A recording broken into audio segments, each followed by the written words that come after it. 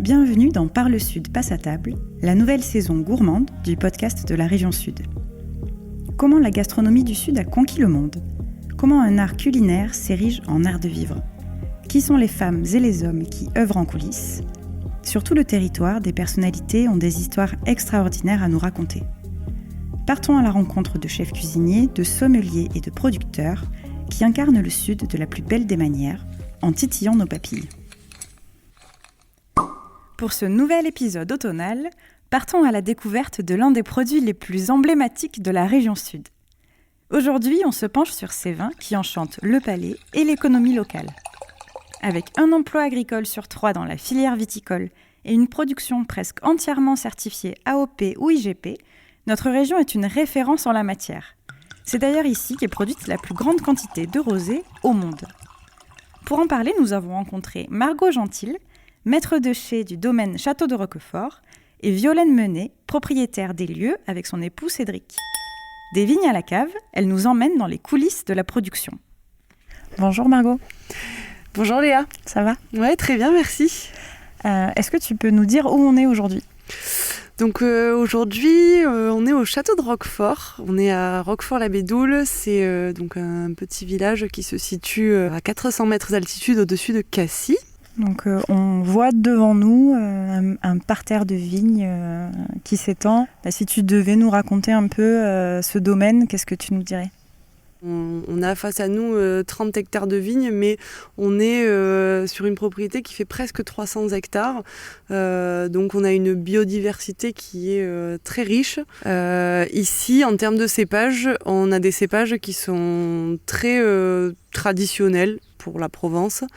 On va y retrouver en cépage rouge du cinsault, du grenache, de la syrah, du carignan, du mourvèdre. Et pour les blancs, on va y retrouver plutôt du rolle, un petit peu du nid blanc aussi. La particularité de ce domaine aussi, c'est qu'il est en biodynamie. Est-ce que tu peux m'expliquer ce que ça veut dire ? La biodynamie, ça va plutôt être donner toutes les possibilités à la vigne de pouvoir vivre, survivre et dans de bonnes conditions dans le lieu où elle a été implantée.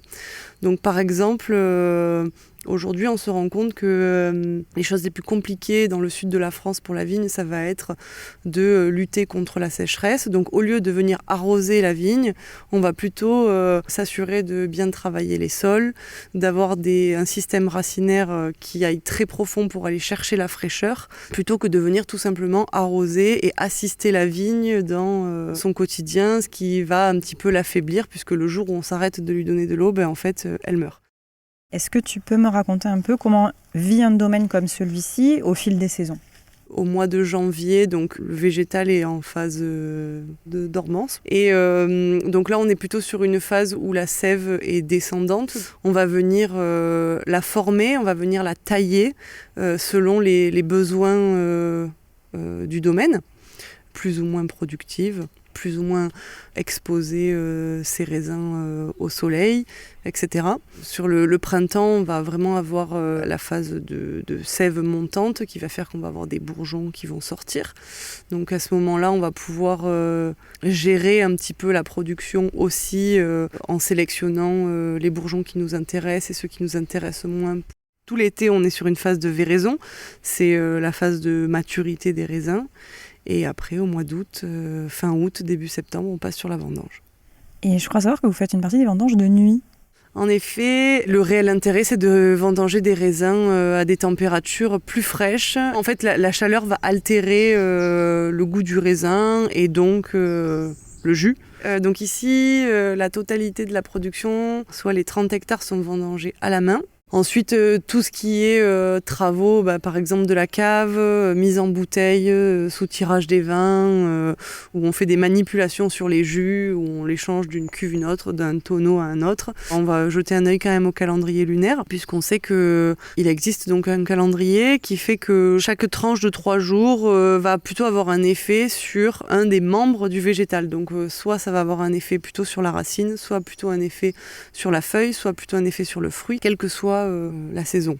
Donc c'est vrai que lorsqu'on met en bouteille un vin, ce qu'on recherche souvent, c'est plutôt un côté très fruité, assez gourmand, assez plaisant. Donc on va éviter de faire des mises en bouteille les jours racines, par exemple. Ok. Bah, ça tombe bien que tu aies commencé à nous parler de mise en bouteille et tout ça, parce que j'aimerais bien que tu nous montres, que tu nous expliques un peu comment ça marche en nous emmenant au chai et la cave. Eh ben oui, avec plaisir. Allez, c'est parti.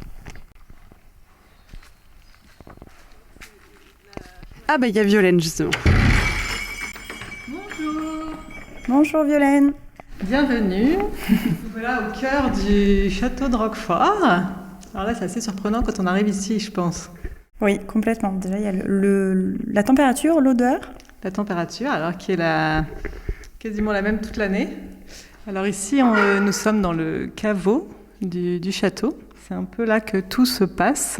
En tout cas, on va dire que c'est la maison du vin. Parce que vous, ça fait 2 ans maintenant que vous êtes ici. J'imagine que vous avez eu le temps de développer un peu une philosophie, une manière de voir les choses aussi, la production, le domaine. Oui, alors on entame notre 3e, en tout cas on est en route vers notre 3e millésime. On arrive du nord de la France, on vient de Lille. On avait choisi avec mon mari de faire quelque chose avec du sens, en tout cas en se rapprochant de la nature. Donc ici au domaine, on a environ 135 000 pieds de vignes cultivées. Et alors après, Margot, ça fait quoi en termes de production, en termes de quantité de vin sur une année moyenne, on va être autour de 200 000 bouteilles de production. On voit derrière nous que la cave continue, il y a des très grands tonneaux. Violaine, est-ce que vous nous feriez faire un petit tour du propriétaire ? Oui, je vais vous faire visiter. Alors, on va passer du caveau au cœur de la cave. Donc là, on va monter vraiment dans la partie secrète. Oui. Non, elle n'est pas si secrète que ça, mais on doit passer par des petits passages un peu sinueux. Parce qu'ici, tout est très vieux, mais tout fonctionne très bien. Parce que tout a été extrêmement bien pensé. Alors là, faites attention à votre tête quand même. Mais moi, j'adore cet endroit parce que je trouve que c'est un petit côté magique. Oups. Et voilà. Alors là, on est au 2e niveau, parce que pour travailler les jus et les passer d'un contenant à un autre, on utilise le système gravitaire pour éviter de stresser le vin. On va essayer d'y aller le plus en douceur possible et le laisser s'écouler. Là, ça sent fort le raisin. Alors en ce moment, là, on en sort, et d'ailleurs, on est toujours un peu triste, parce que la période de la fermentation, c'est la période en tout cas moi, j'adore ici, parce que ça, c'est bien quelque chose qu'on ne peut pas partager à travers les réseaux sociaux ou sur les photos, c'est l'odeur. Ça n'existe pas encore. Et pourtant, je peux vous dire que c'est assez incroyable, parce que quand on arrive le matin, on sent toutes ces odeurs très fortes, et c'est assez magique. Toi, Margot, j'imagine qu'en tant que maître de chai, tu dois avoir un avis très précis sur ce qui se passe ici. Si tu nous résumes ton job. En 3 mots, Margot. En 3 mots. Aimons, vivons, buvons. Mon job, ça va être donc de réceptionner le raisin, de m'assurer de la qualité de ce qu'on réceptionne, le mettre dans un pressoir, si c'est du blanc ou du rosé, de presser, prendre ces jus, de les placer dans des cuves et de faire démarrer et surtout suivre les fermentations. Pendant les vendanges, il n'y a pas de jour off. Pendant les vinifs, il n'y a pas de jour férié, il n'y a pas de week-end. Il faut venir surveiller les cuves comme des enfants. Et il faut lui surveiller sa température et sa quantité de sucre qui est en train de se transformer en alcool. Tout simplement, la vinification, c'est quoi ? C'est l'activation des levures qui sont naturellement présentes sur les baies de raisin. Vous savez, quand vous achetez du raisin en supermarché, des fois, il y a une petite pellicule blanche. Alors ça, c'est pas des pesticides ou je ne sais quoi. Ça, c'est les levures qui sont naturellement présentes sur les grains de raisin. Et donc celles-ci, quand elles se retrouvent donc dans le jus, elles vont se mettre en activité et grossièrement dit, elles vont manger le sucre et le transformer en alcool. Donc c'est pour ça qu'au plus on a de sucre, de concentration de sucre dans le raisin, au plus on va se retrouver avec des vins alcoolisés. C'est pour ça que de plus en plus on a des vins de plus en plus alcoolisés, parce qu'il fait de plus en plus chaud, on a de plus en plus de sucre dans les fruits. Une fois qu'on en est arrivé au stade de 0 sucre résiduel, on va pouvoir faire des assemblages. On goûte tous les jours, on goûte. on crache. Voilà, commencer à se dire, cette cuve, elle va bien aller avec celle-là, donc je vais pouvoir les assembler. Ensuite, on les accompagne jusqu'à la mise en bouteille. Ici au château de Roquefort, on a la chance de pouvoir utiliser des contenants différents parce qu'on a des cuves en inox, des cuves en béton, comme vous voyez ici, là, les cuves rouges. Et tout à l'heure, on était dans la cave et là, c'était les foudres en bois. Mais à chaque fois, ça a aussi son utilité et c'est un choix que font le vigneron et la chef de cave surtout. Mais ça a aussi son importance. Vous voulez goûter quelque chose ? Pourquoi pas ? Ma santé.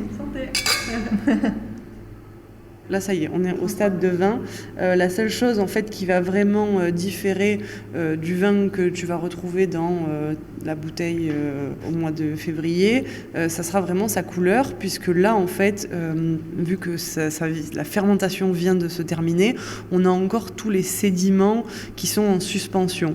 C'est pour ça que là, à ce stade-là, on ne va plus toucher les vins. Ça va venir se décanter en fond de cuve, et nous, ce qui va nous intéresser, c'est de soutirer uniquement le jus clair qui se trouve dans la cuve. Alors oui, le roi des vins de Provence, c'est quand même le rosé, qui est autant aimé que dénigré parfois. Il a un peu cette réputation d'être un vin qu'on boit bien frais pour un barbecue. Et pourtant, ça reste un des vins préférés, des vins les plus consommés. Comment est-ce qu'on perçoit le rosé en tant que viticulteur ? Comment est-ce qu'on lui rend ses lettres de noblesse ? Alors si c'est à moi que vous demandez ça, je vais vous dire que moi je suis amoureuse de notre rosé surtout, qui s'appelle le Corail. Parce que c'est vrai que quand on parle de rosé, on pense toujours, voilà, ça y est, c'est le début des vacances, c'est l'été, c'est le partage des amis. Mais pas que. Le rosé, en fait, finalement, c'est vraiment un vin qu'on peut apprécier toute l'année. Et vous, Margot, je sais pas. En termes plus, on va dire, économiques pour la vie d'un domaine, c'est vrai que ça a été une vraie chance pour la Provence parce que c'est un vin qui est produit rapidement et qui est du coup vendu rapidement et bu rapidement. Donc économiquement, pour les domaines, c'est de la trésorerie quand même assez rapide. Et c'est vrai qu'à Roquefort, à peu près la moitié de notre production est dédiée au rosé. Ce qui est très faible pour un domaine en Provence, puisque ici, justement, l'idée, c'est vraiment de le produire comme un vin, d'y mettre autant d'amour et surtout ne pas le voir comme uniquement un produit lucratif. L'idée, c'est de vraiment prendre du plaisir, éventuellement le garder, parce qu'on fait un rosé qui se prête très bien à l'apéro et à des moments festifs, mais qui peut être aussi un vin de garde ou un vin qui va très bien aller avec des plats un petit peu plus cuisinés, un petit peu plus structurés. On met des glaçons ou pas dans le rosé ? Cédric, il vous dira que non, jamais. Si on a bien fait son boulot et qu'on a bien mis le vin au frais avant, de préférence, non. Après, moi, je pars toujours du principe qu'on fait ce qu'on veut parce que le but du vin, c'est toujours de se faire plaisir. En tant que viticulteur, on doit faire face aux tendances de consommation, mais aussi à l'environnement qui change. Vous deux, qui êtes dans le vin jusqu'au cou, comment est-ce que vous percevez le secteur viticole ? Quels défis vont être à relever dans les années qui viennent et comment vous appréhendez tout ça ? Le changement climatique impacte quand même énormément les vignerons aujourd'hui. On voit la date des vendanges avancer d'année en année. On voit une pluviométrie de plus en plus catastrophique et pas uniquement en été mais sur toutes les saisons. On se doit en tant que viticulteur, en tant que vigneron de mettre en place des choses qui vont peut-être nous faire sortir de nos habitudes. Donc je pense qu'il y a un vrai challenge pour les vignerons d'aujourd'hui, c'est de vraiment avoir l'esprit un petit peu ouvert et aller chercher des pratiques qui n'avaient pas forcément l'habitude de mettre en place jusqu'ici. Alors pour terminer, j'aimerais bien avoir une petite session de coaching pour tous ceux qui savent jamais quoi dire quand on leur fait goûter des vins, à part j'aime ou j'aime pas. Alors le b.a.-ba du vocabulaire, 2-3 notions pour s'en sortir. En fait, déjà, le j'aime ou j'aime pas, finalement, c'est quelque chose d'assez primordial parce que je pense qu'on boit du vin pas pour se gargariser et en mettre plein la vue, c'est vraiment pour se faire plaisir et on pourrait s'arrêter là. C'est vrai que le monde du vin, il a toujours eu cet aspect un petit peu pompeux, un petit peu j'aime bien en mettre plein la vue, décrire les arômes, etc. Et c'est vrai que c'est souvent assez flatteur de le faire, mais on n'est pas obligé déjà. Et si on a un petit peu envie de le faire, c'est vrai que tout simplement, on va pouvoir mettre les vins dans des catégories, des vins qui vont être plutôt sur la tension et sur la fraîcheur, sur la minéralité. On va avoir des vins qui vont plutôt être gras, ronds, fruités. Alors souvent, c'est vrai qu'on a tendance à confondre le fruité et le sucré. Pour les vins rouges notamment, il peut y avoir des vins tanniques. Ou des vins légers, ça va être un petit peu les deux antipodes, quoi. Les vins de garde vont tendance à être tanniques, donc tannique c'est vraiment cette sensation de râpeux en bouche qui peut être agréable mais qui n'est pas forcément très agréable s'il l'est trop. Et après, je pense que la meilleure façon d'apprendre à connaître ses goûts, c'est de faire des comparaisons, c'est essayer de faire une dégustation ou même une consommation un peu active. Vraiment, quand on aime quelque chose, juste se dire « Ah, mais c'était quoi ça en fait ?» Voilà, donc je pense que... Et puis après, bien sûr, aller chez son caviste, arrêter d'acheter le vin surtout en grande surface et se faire conseiller et échanger, et essayer de faire que ce soit un moment assez plaisir. Il faut déjà avoir envie de déguster et c'est choisir de se mettre en éveil. En fait, ça veut dire quoi se mettre en éveil ? C'est ce que disait Margot, c'est mettre ses sens en éveil et essayer, comme un jeu, de chercher ce que ça nous procure. Alors écouter ses sens et les laisser parler, mais en tout cas, le vin c'est un peu tout ça. C'est cette magie-là dont je vous parlais et moi je vous invite à aller découvrir tout ça. Parce que c'est assez incroyable. C'est parfait. Merci beaucoup à toutes les deux d'avoir accepté de participer. Merci à vous. Merci Léa. L'abus d'alcool est dangereux pour la santé, à consommer avec modération. Merci d'avoir écouté cet épisode de Par le Sud passe à table. On se retrouve le mois prochain avec un nouvel invité. Et si ça vous a plu, parlez-en autour de vous et abonnez-vous pour ne manquer aucun épisode.